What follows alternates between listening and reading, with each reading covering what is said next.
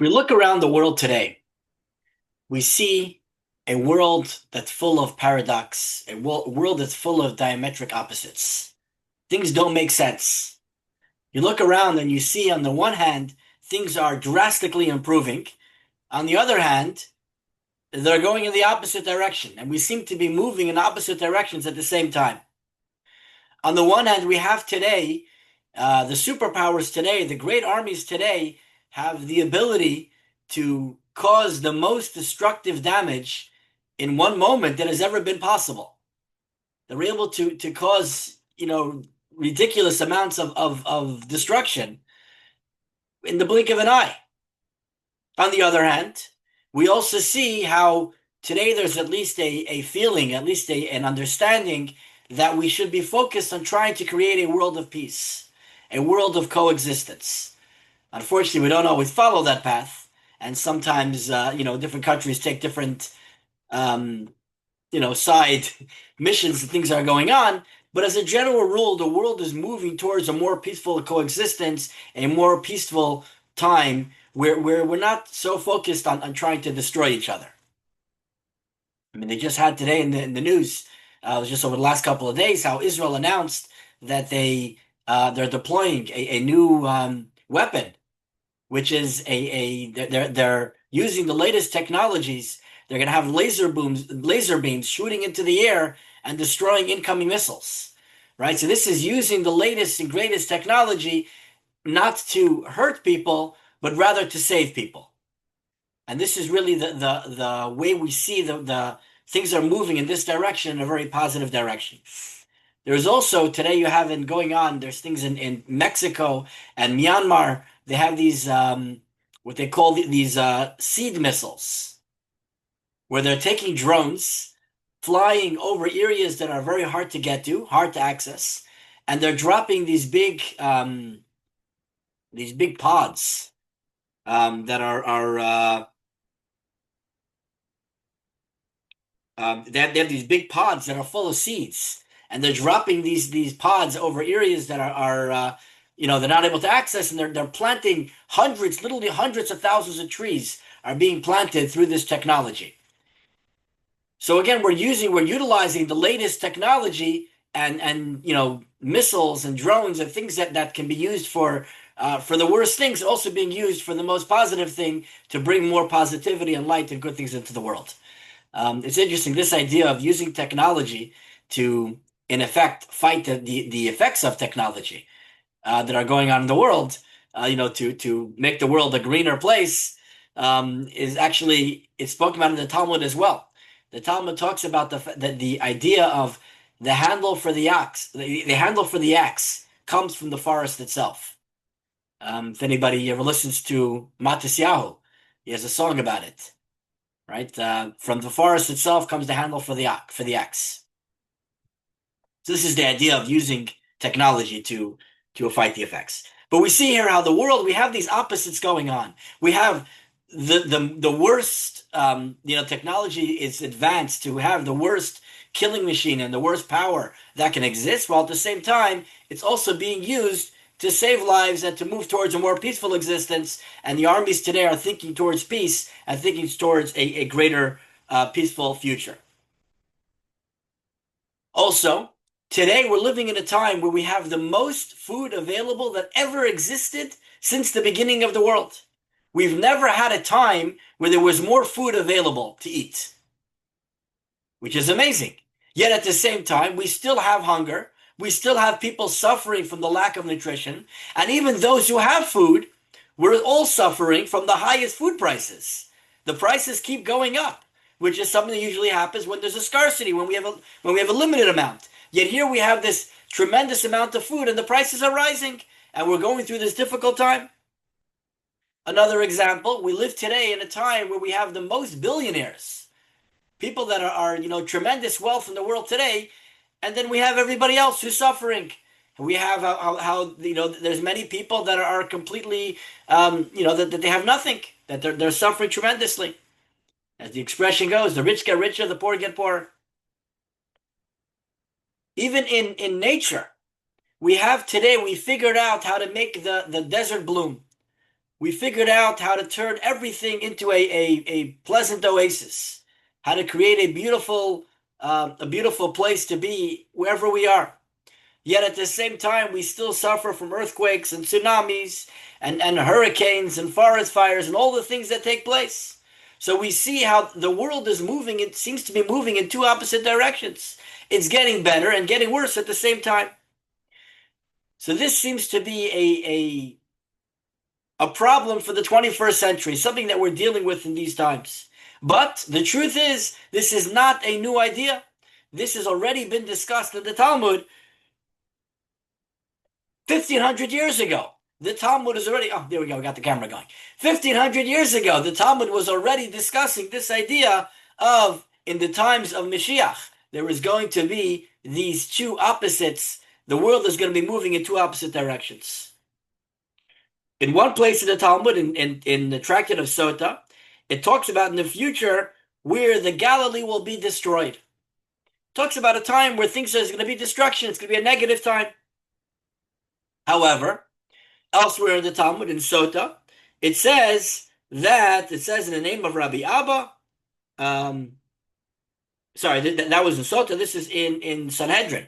In the Tractate Sanhedrin, Rabbi Abba says, the mountains of Israel will once again bear fruit.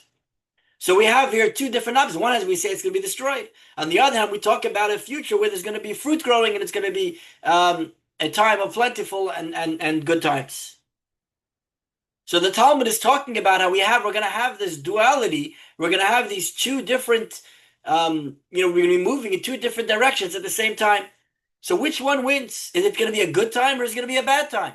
What should we be preparing for? Are we preparing for the best or are we preparing for the worst?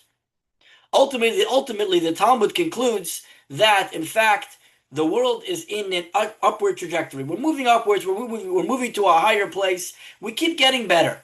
We're moving towards an improved world.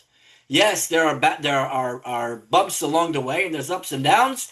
And yes, there is a lot of negativity going on at the same time. But as a general rule, we're going to be moving in an upwards direction where things are going to keep getting better as time goes on and we get closer to the ultimate revelation of Mashiach. And one of the greatest signs we have for this today is the abundance of Torah study and the availability and possibility for Torah study and for Torah for keeping the Torah mitzvahs that exists today. In previous generations, at different times, at different places, not only were we not able to study as much Torah as we wanted, we were actually forbidden from studying Torah. Torah was outlawed, and it was something that you were able to get into a lot of trouble for studying Torah. Today, this is not the case at all, thank God. Today, we're able to study Torah as much as we want, and oftentimes it's even encouraged. We are encouraged to study more Torah. And the availability, the possibility of studying Torah today, the tools that we have at hand today for Torah study is tremendous. Things that never existed before. Even Zoom, to sit and have this Torah class over Zoom, where we're sitting in different places. We could be sitting in different houses, in different cities. And then we can upload it to YouTube, where we can be watching this months later. We can still enjoy, appreciate, and enhance our Torah study is something that is a tremendous growth that never existed in previous generations. Back in 1992, it was a time where there were many miraculous events going on around the world. For those who remember, the world at that time was in complete things were changing drastically from day to day. And the Rabbi spoke about this many times at that time. The Rabbi focused on the idea that this is showing the how Mashiach is getting closer. Here's one talk that the Rabbi gave at that time in 1992. He says as follows: since we are situated in the most opportune time for the arrival of Mashiach, following the fulfillment of prophecies that are a harbinger for the redemption, and behold, here the King Mashiach comes, we can already experience a foretaste and the onset of the King Mashiach's influence on the nations, which the prophet Yeshaya foretells. And he, Mashiach, will judge among the people, and he will direct many countries. And as a result, they will beat their swords into plowshares, etc. This will come about because once Mashiach is ready to arrive, God will place within the hearts of the rulers of the Gentile nations this idea to resolve and announce together concerning, and they will beat their swords into plowshares. The Rebbe, by the way, just want to point out, the Rebbe is someone who is um, of course, he was very much a realist and very much, living in the times. Yet at the same time, he was very much a dreamer. The Rebbe was always dreaming of the future redemption. In fact, the Rebbe said that when he was only 3, 4 years old, he already started dreaming about what the world is going to look like when Mashiach comes. And he did this for his entire lifetime. He was dreaming about this eventual arrival of Mashiach's times. And he spoke about this at length, about the idea of the world coming closer and improving and getting to the point where Mashiach's arrival is going to be here. There's a story that happened in the 16th century. There was a man by the name of Don Joseph Nassi.